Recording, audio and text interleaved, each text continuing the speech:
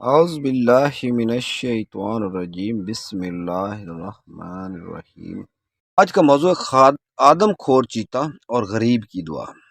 اب ہمیں چیتے کا شکار بننے والے بچے کے والد کا طریقہ اپنانا ہو۔ کہتے ہیں کہ ایک گاؤں میں چیتا آتا، کمزوروں کی جھونپڑیوں سے ان کی کسی نہ کسی معصوم بچے کو اٹھا کر لے جاتا۔ گاؤں کے سارے طاقتور مل کر کمزوروں کی مالی مدد بھی کرتے ہیں اور دوسروں میں بھی مدد کا جذبہ پیدا کرنے کا بہانہ بنا کر اپنی مدد کی تشریح بھی کرتے رہتے ہیں۔ عبادت گاہوں میں اجتماعی توبہ کا انتظام بھی کروایا جاتا۔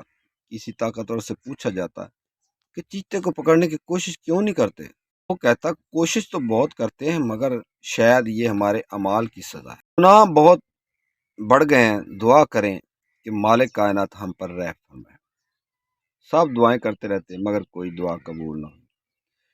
پھر ایک دن اس کمزور انسان کا بچہ اٹھا کر لے گیا جسے مالک کائنات نے دعا کرنے کا سلیقہ سکھا دیا تھا۔ اس نے ہاتھ اٹھائے، آسمان کی طرف روتی ہوئی آنکھوں سے دیکھا اور کہا، اے وہ ذات کہ جس نے سب کچھ تخلیق کیا اور جس کا کوئی شریک نہیں، تو نے چیتے کو پیدا کیا اور اسے درندہ بنایا ہے، اس کا کوئی قصور نہیں، وہ تو اپنے پیٹ کی آگ بجھانے کے لیے شکار کرے گا، اور جہاں اسے شکار آسانی سے مل جائے وہ اسے شکار کرنے کہیں اور کیوں جائے گا۔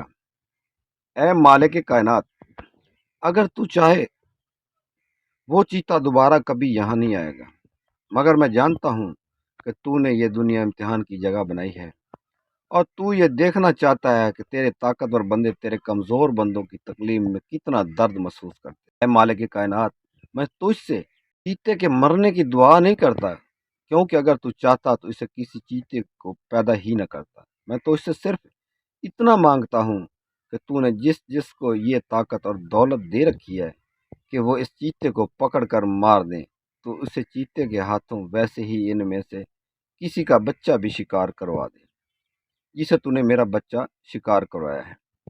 اگلی صبح گاؤں میں ہنگامہ بپا کہ گاؤں کے سب سے طاقتور کے گھر سے صحن سے چیتا اس کا بچہ اٹھا کر لے گیا۔ آس پاس کے 7 گاؤں کی طاقتوں اپنی گاڑیوں، شکاری کتوں، اسلحہ سے لیس لوگوں کا ساتھ چیتے کی تلاش میں نکل پڑے۔ سب کی زبان پر ایک ہی جملہ تھا، اب اس چیتے کی ہمت بہت بڑھ گئی ہے، یہ اونچی حویلیوں کی دیواریں پھلانگنے لگا ہے۔ درجنوں شکاری کتوں نے کچھ ہی دیر میں چیتا ڈھونڈ نکالا، اسے مار دیا گیا۔ چیتے کی لاش کو گاؤں کے بیچوں بیچ لٹکا کر گولیاں برسائی گئی۔ کہتے ہیں کہ اس گاؤں سے دوبارہ پھر کبھی کسی کمزور کا بچہ کسی چیتے کا شکار نہیں بنا۔ آج اس گاؤں کے داخلی راستے پر اس طاقتور شخص کے شکار ہونے والے بچے کا نام ایک بہت بڑی پتھر کی یادگار بنائی، جس پر لکھا گیا ہے کہ اس بچے کے خون کی برکت سے رب العالمین نے گاؤں والوں کو ایک خونی درندے سے نجات دی۔ دور دور کے گاؤں سے لوگ اس طاقتور کے بچے کی ماں سے اپنی مشکلوں کے لیے دعائیں کروانے آتے ہیں، کیونکہ سب کا ماننا یہ ہے کہ آخرکار دعا ایک نیک دل ممتا کی ہی قبول ہوئی اور سب کو اس عذاب سے نجات مل گئی۔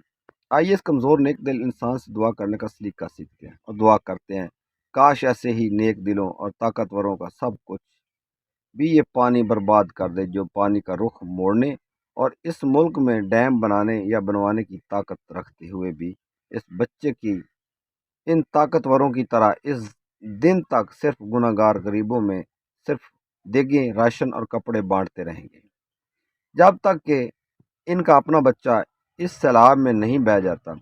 آئیے ہاتھ اٹھائیں ہم بھی، ہم جن کو حرف دعا یاد نہیں